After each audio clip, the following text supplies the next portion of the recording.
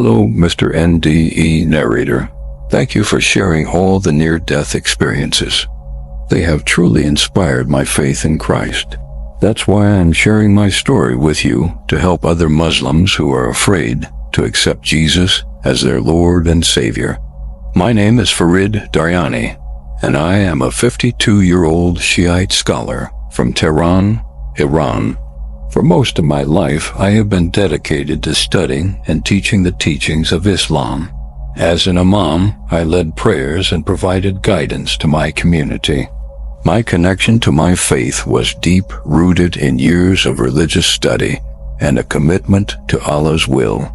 I believed my purpose in life was to serve others, helping them navigate through their spiritual journeys.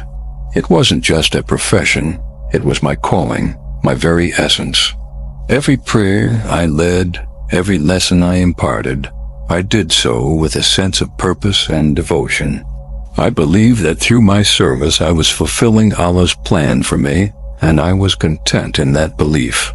It was in the midst of my routine, after years of fulfilling my duties as an imam, that my life was turned upside down.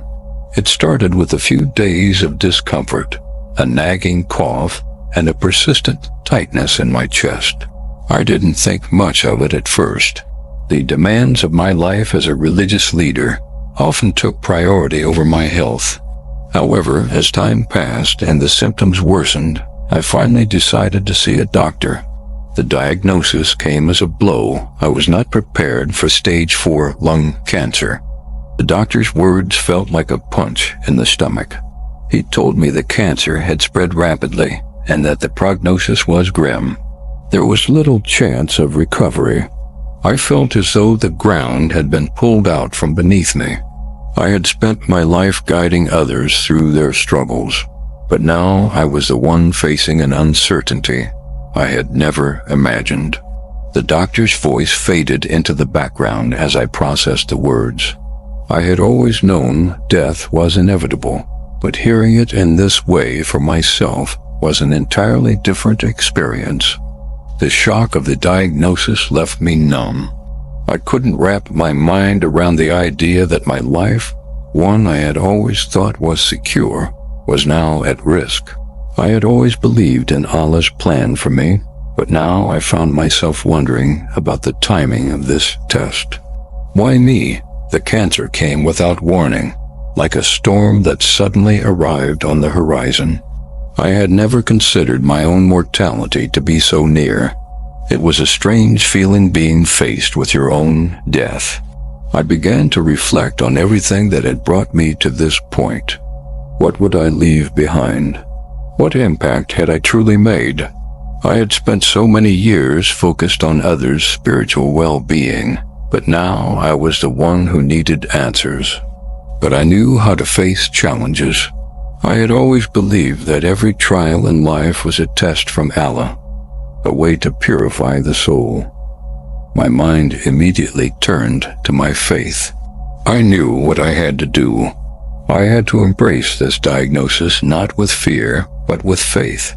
This cancer, like the trials that came before me in the stories of our prophets, was simply another test, a way for Allah to refine my soul. I clung to that belief, not only for myself, but also for my family. My wife, Miriam, and my children were now faced with the same fear and uncertainty I felt.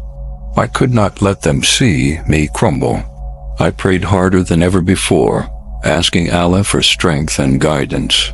If this is my time, then let me meet you in peace, I whispered in my prayers every night, trying to reassure myself. I knew that I had to be strong for my family, for my community, and most of all, for my faith. This test was just another part of Allah's plan. Though I relied on my faith to carry me through, I couldn't ignore the growing unease that settled in my heart. The treatment began almost immediately, and each session drained more from me. The chemotherapy was harsh, leaving me weak and vulnerable. But I kept praying. The more physically frail I became, the more I immersed myself in my faith, hoping that it would help me through this trial. There was an inner peace I tried to hold on to, but deep down, I couldn't shake the fear. Was I truly prepared for what was to come?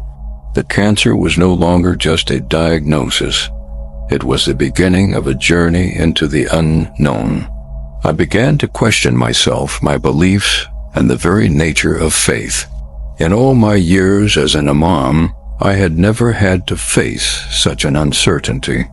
I had always thought of faith as something that could guide us through any hardship, but now, as the cancer spread, I began to wonder, was I truly ready to face what awaited me? Through all of this, Miriam remained my pillar. She stayed by my side through each chemotherapy session, her presence a comfort I didn't know I needed. She tried to reassure me, to remind me that we were not alone in this journey. But I saw the worry in her eyes, the way she would pause at the door of our house, unsure whether to leave me alone for a moment of peace or stay and be the support I needed. I saw how hard it was for her, how much she worried about me, yet she never once questioned my faith or my strength. She, too, believed that this was a test, one we would face together, but I could feel the undercurrent of fear in her heart. The unknown was terrifying, and despite our deep faith, it was hard to avoid the truth. My time was running out. As the days passed, I found myself alone with my thoughts more and more. I couldn't escape the questions that filled my mind. Had I been prepared for this moment? Had I truly lived my life in a way that would allow me to face death with peace? The prayers, the teachings, the guidance I had given to others, was it enough? Was I really ready to meet Allah when my time came? And what about my family? Would they be able to continue without me? These thoughts plagued me, but I knew that I couldn't let them consume me. I had to find a way to embrace this test with strength, just as the prophets did. Though fear lingered, I prayed, "O Allah, help me find peace. Help me meet you with faith, not fear." It was the only prayer I could offer. The doctors had told me my time was limited, but I would cling to my faith until the very end. Even in the face of the unknown, I knew that Allah's will was always just. I would trust that. But deep inside, the fear of what lay ahead was real, and I couldn't deny it. As the days wore on, my body became a stranger to me. The cancer had started to take a greater toll on my health, and with each passing day, I could feel myself slipping further away from the man I once knew. My once strong body had become fragile, struggling under the weight of the illness. The chemotherapy was exhausting, each session leaving me weaker than the last. I had always believed that faith could carry me through anything, but now, as the pain became unbearable, I realized that no amount of prayer would undo the damage the cancer had done. Pain, sharp and relentless, gnawed at me constantly. My chest felt heavy, like a weight I couldn't escape. Every breath was a battle, and simple tasks that I had once taken for granted now seemed impossible. Even walking across the room felt like an insurmountable task. The difficulty breathing was the worst part.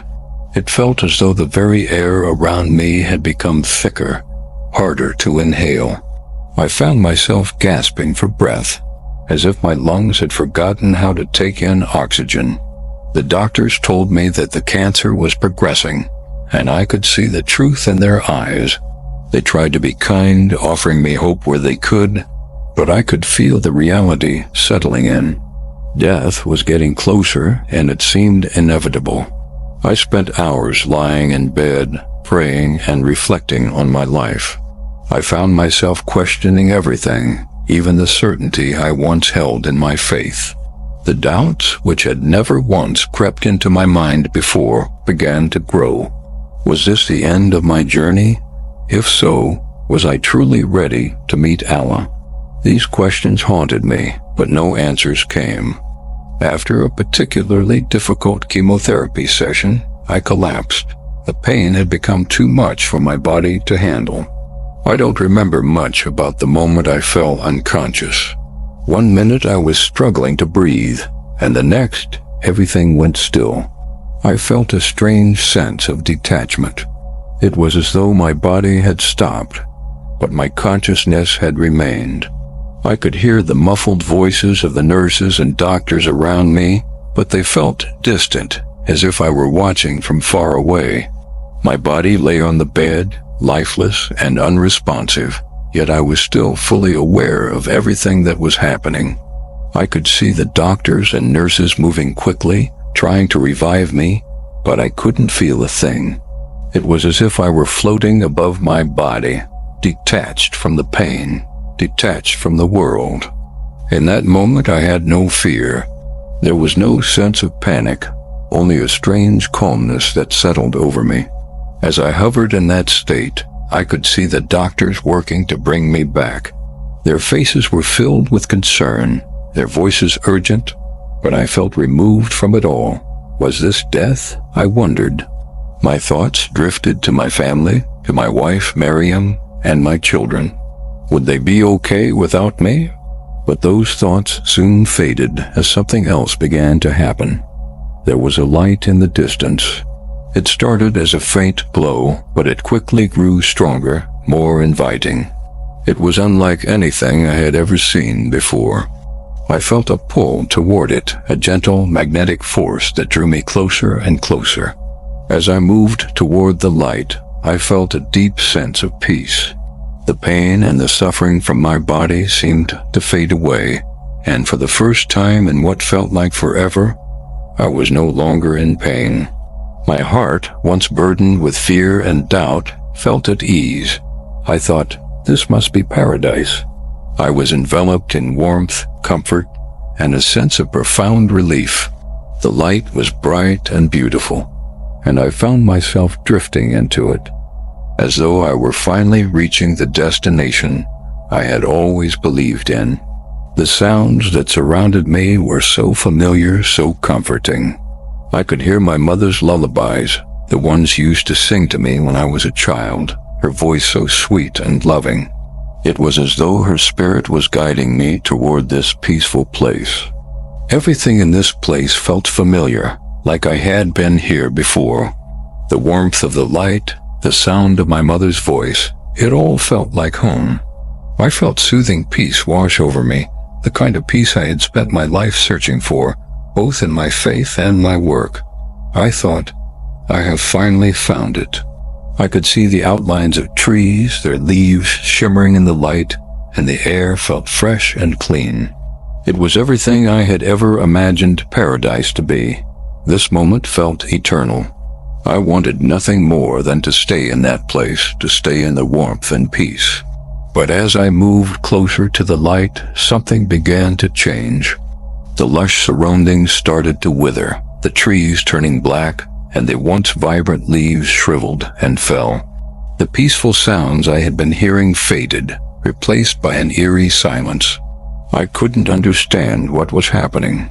The warmth of the light began to dissipate, replaced by an unnerving coldness. The beauty of this place, which had filled me with such peace, was suddenly twisted into something dark and unsettling. The surroundings began to decay, and with it, my sense of peace. A stench of decay filled the air, a sharp contrast to the comfort I had felt just moments before. I looked around, but everything had changed. The paradise I had believed I was entering now seemed like a nightmare. Amidst the darkness, I began to hear voices, cries of men, women, and children. Their anguished voices pierced the void, echoing around me. And then I heard her voice. It was my mother's voice, but this time it was filled with such pain. "Have mercy, have mercy," she cried out. Her anguish tore at my soul. The darkness grew heavier, smothering me, and I felt myself being pulled deeper into this void. I was trapped in this dark place, unsure of where to turn, unable to see a way out. And then a deep, resonant voice broke the silence. It was unlike any voice I had ever heard before. It was powerful and ancient, yet gentle. "Farid, everything will now be revealed." The voice called to me, and I felt as though I were being summoned. I turned toward the voice and saw a throne in the distance, high and imposing. The figure sitting upon it was one I recognized immediately. It was Imam Ali, the revered figure from my faith, but something was wrong. His hands were bound and his face was filled with sorrow. I couldn't understand why he was there, why he was bound in chains. This could not be real, I thought. I fell to my knees before the throne, overwhelmed with confusion. Why was Imam Ali in this state? Why was he bound? The sight of his sorrow broke something inside of me. This moment was like nothing I had ever experienced before, and it felt as though my entire world was shattering before me. It was then that I realized I was no longer in a place of peace, but a place of revelation. A place where everything I had believed in would be called into question. Imam Ali, whom I had always seen as a symbol of strength, courage, and righteousness, was now bound in chains. His face, usually filled with wisdom and authority, was now marked by sorrow. His eyes were filled with tears, and his shoulders slumped under the weight of the chains that bound him. I couldn't understand it. Why was he in chains? Why was he suffering? The image of Imam Ali in this state shook me to my very core. How could someone so revered, so central to our faith, be in such a condition? The vision seemed to mock everything I had believed in. This wasn't the Imam I had known. It was something entirely different, and it made me question everything. I had spent my life as a devoted follower of Islam, teaching others about the strength and leadership of Imam Ali. He had always been a role model for me. To see him in such a broken state felt like a betrayal of everything I had ever believed. My faith in him, in Islam, and everything I had dedicated my life to suddenly felt fragile. It was as if the very foundation of my beliefs had been shattered before my eyes. I had never doubted Islam, never questioned the teachings I had spent years learning and teaching to others.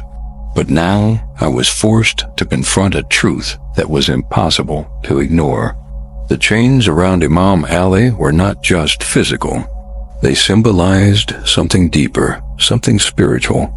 And that was when I began to question my entire understanding of Islam and Allah. As I grappled with the sight before me, a deep, resonant voice broke through my confusion.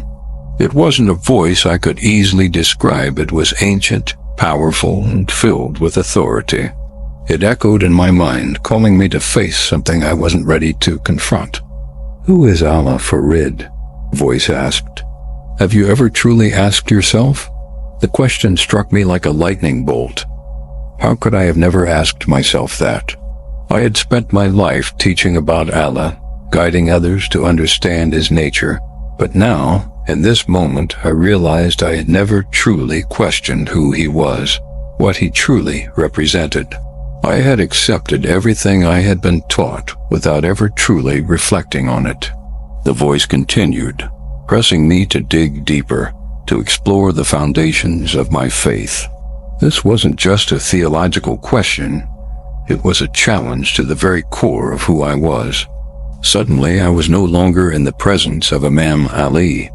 The vision around me shifted, and I was transported to a place far removed from the world I knew.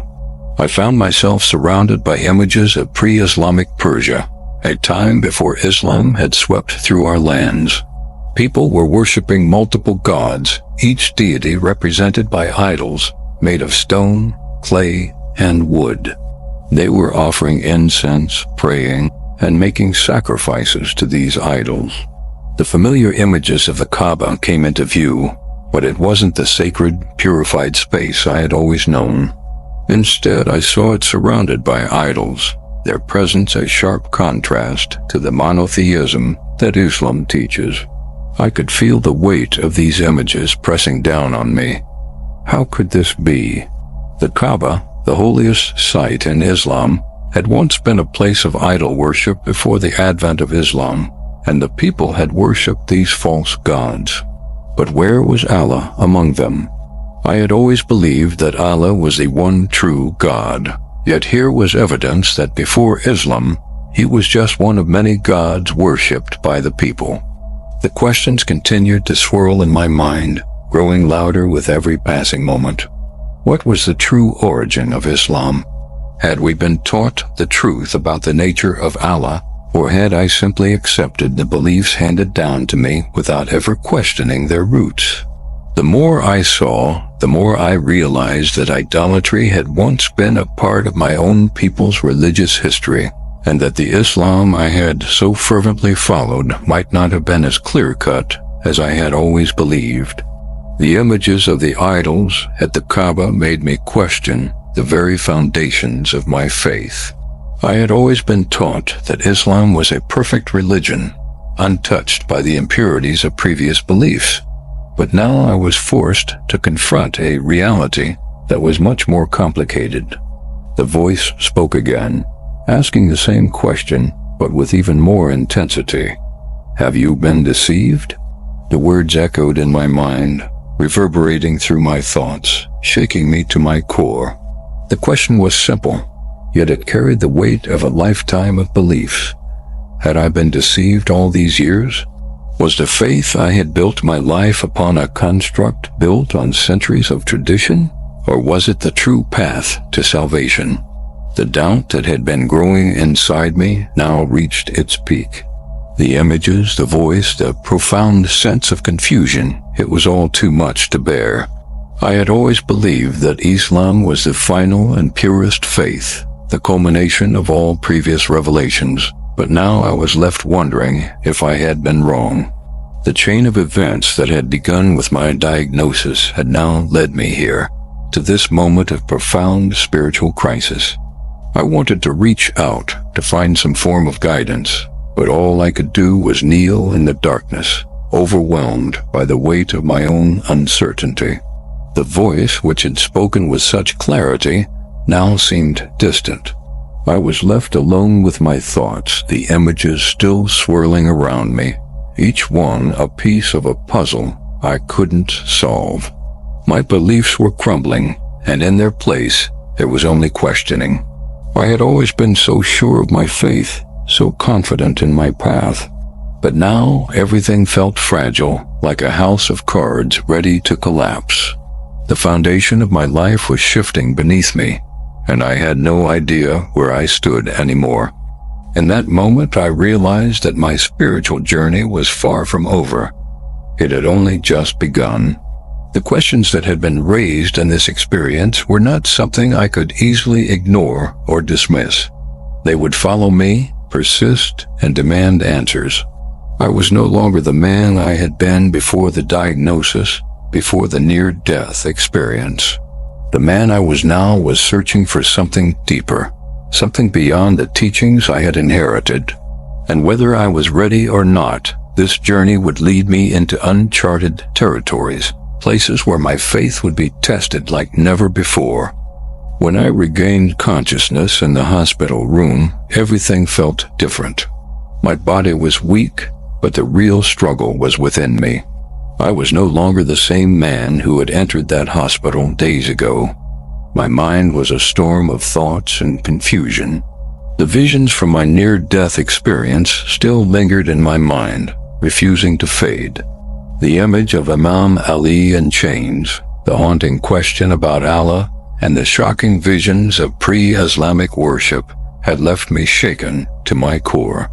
My beliefs, which had once been solid and unwavering, now felt fragile. The very faith I had dedicated my life to was now in question, and I didn't know where to turn. The peace I once felt in my prayers, the certainty I had in my role as an imam, had all been replaced by doubt. I lay in that bed, trying to make sense of everything, but the more I thought, the more lost I felt. I had spent my life teaching others, guiding them with the wisdom I believed had come from Allah. I had always seen myself as a leader, someone who helped others understand the path to salvation. But now, as I lay there, I wondered whether I had been leading them astray. Had I misled my community? Had I failed them by never questioning what I had been taught? The weight of this responsibility felt too much to bear. My role as a scholar and leader had always been central to my identity. But now I questioned everything I had stood for. I found myself questioning the very foundation of Islam, and in doing so, I questioned my own purpose. The more I thought about the visions, the more I realized how unprepared I had been for such a confrontation with my beliefs. I had always believed in Allah and the purity of Islam, but now it felt as if everything I had built my life around had crumbled in an instant. The emotional toll was unbearable. I felt as though I were being torn apart from the inside. Peace I had once felt in my prayers now felt distant, almost unreachable. I started to withdraw from everything around me, even my family, my community, and even my own thoughts. I couldn't talk to anyone about what I had experienced for fear that they would think I had lost my mind. Miriam, my wife, began to notice the changes in me. She would sit beside me, her hand gently resting on my shoulder, her voice soft with concern. But I couldn't share my turmoil with her. How could I explain to her the doubts that had taken root in my heart? How could I tell her that I no longer knew what to believe? I couldn't burden her with my confusion. I had always been her strength, her source of stability, but now I felt like I was falling apart. How could I continue to lead my family when I could no longer lead myself? In the privacy of my study, I began to research things I had never allowed myself to consider before. I looked into ancient religious practices, studying the pre-Islamic beliefs that had existed long before the advent of Islam. I read about the idols that had once been worshipped, the rituals that had been performed, and the gods that had been revered. This research felt like a betrayal of everything I had taught and believed in, but I couldn't stop myself. The questions in my mind were too strong to ignore. Had I been misled? Was there something in the early history of Islam that I had been taught to overlook? The more I read, the more I felt my foundation shaking. I had always believed that Islam was the final revelation, the culmination of everything that had come before it. But now the lines between right and wrong, truth and falsehood, seemed blurred. I was no longer certain of what I had once thought was the absolute truth. Miriam continued to watch me with concern, but she never asked questions. She could feel the distance growing between us. One evening she gently asked, "Farid, what is happening to you?" I didn't have an answer. How could I explain to her that I was no longer the man she had married, the man who had devoted himself to Allah and his community? I didn't know how to explain the confusion that clouded my mind. My son, Kareem, also began to notice the change in me. I remembered a conversation we had had weeks before my diagnosis. He had asked me, "Why does Allah allow suffering?" I had brushed off his question at the time, giving him a standard response about divine wisdom. I had told him that pain was a test, that it was temporary, and that Allah's mercy would always prevail. But now I couldn't help but wonder if Kareem's question had been more honest than the answer I had given him. Why did suffering exist? Was it truly a test from Allah, or was there more to the story? The more I thought about the doubts that had taken root in my mind, the more isolated I felt. I couldn't talk to anyone about what I was going through. I couldn't share the turmoil I felt inside. The community looked to me for guidance, and I was supposed to provide them with answers, not questions. But the more I tried to ignore my doubts, the stronger they became. It felt as though I was living a lie, pretending to be a man of faith when, in truth, I was lost. I began to question everything about my role as an imam. Was I truly helping others, or was I simply perpetuating a cycle of belief without ever encouraging real reflection? I started to question the teachings I had preached for years. I had always told my followers that faith was about submission, that we had to accept Allah's will without question.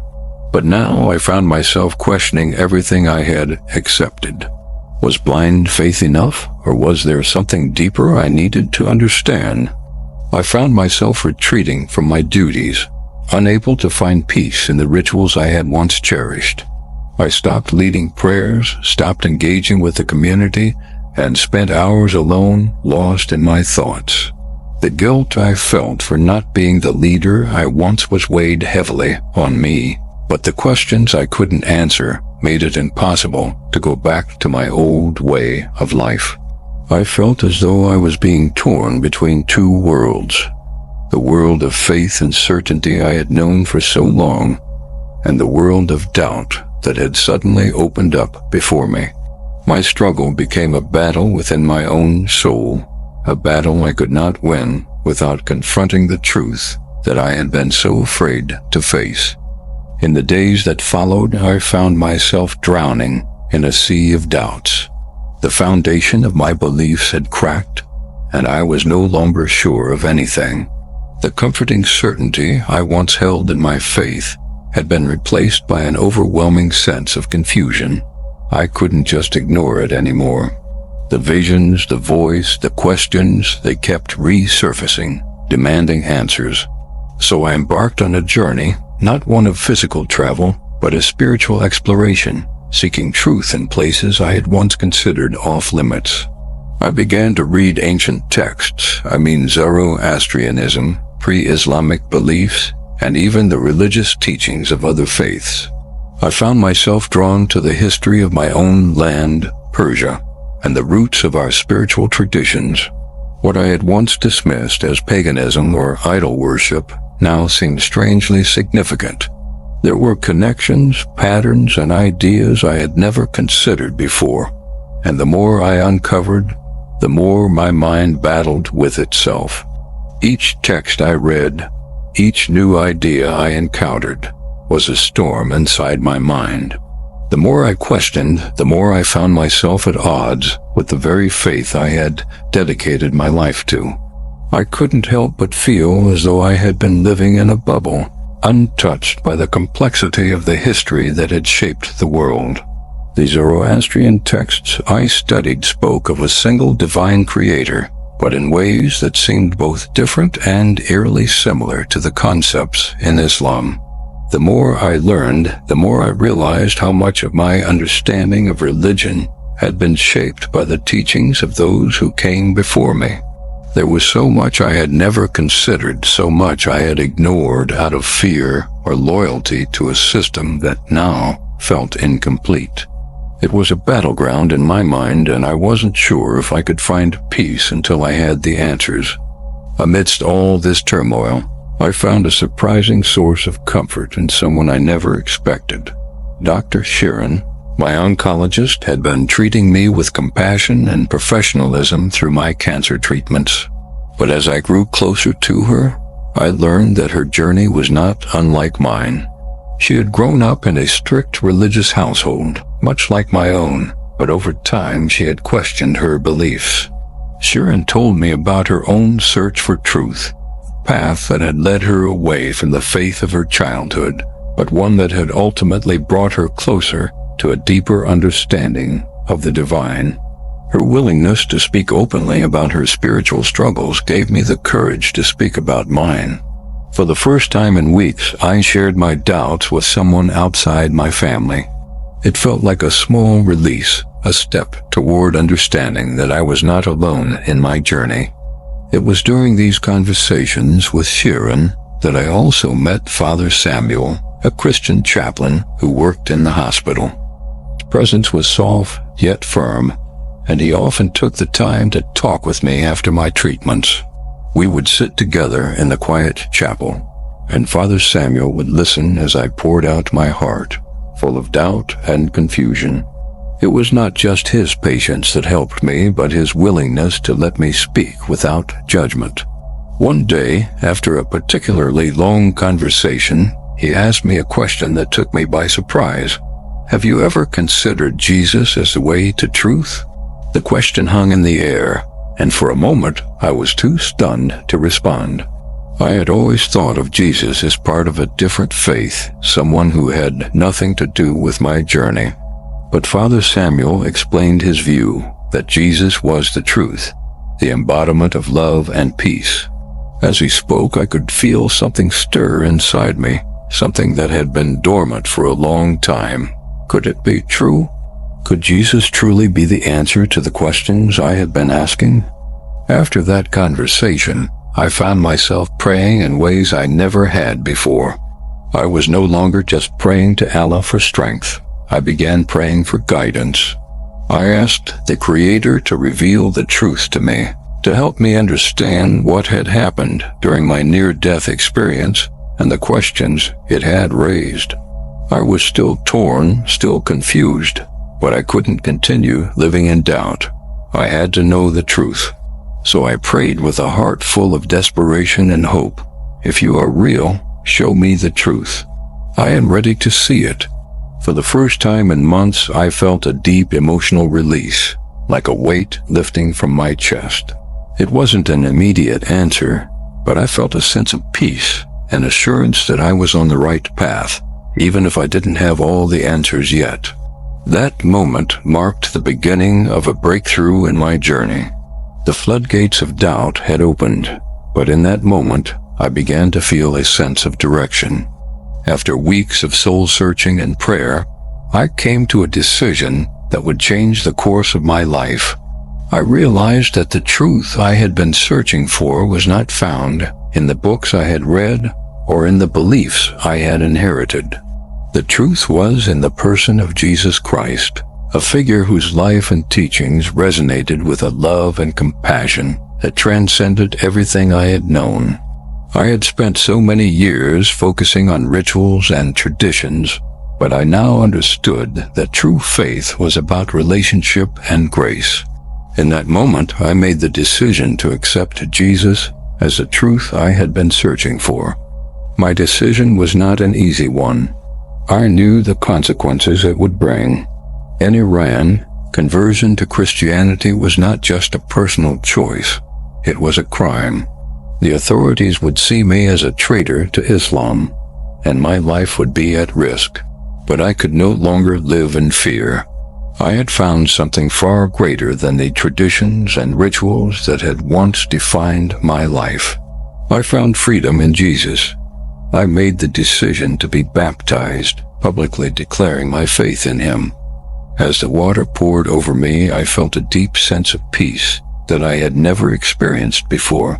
It was as though my soul had been cleansed, and I had been reborn into a new life. The healing that had begun in my heart also seemed to extend to my body. The cancer that had plagued me for so long began to disappear. The doctors were baffled, unable to explain the sudden improvement. But I knew that it was the work of God, a miracle I had never expected. However, my newfound faith came with a heavy cost. As word spread about my conversion, I knew that my life in Iran was no longer safe. The regime would not tolerate my change of beliefs. My family and I had no choice but to flee.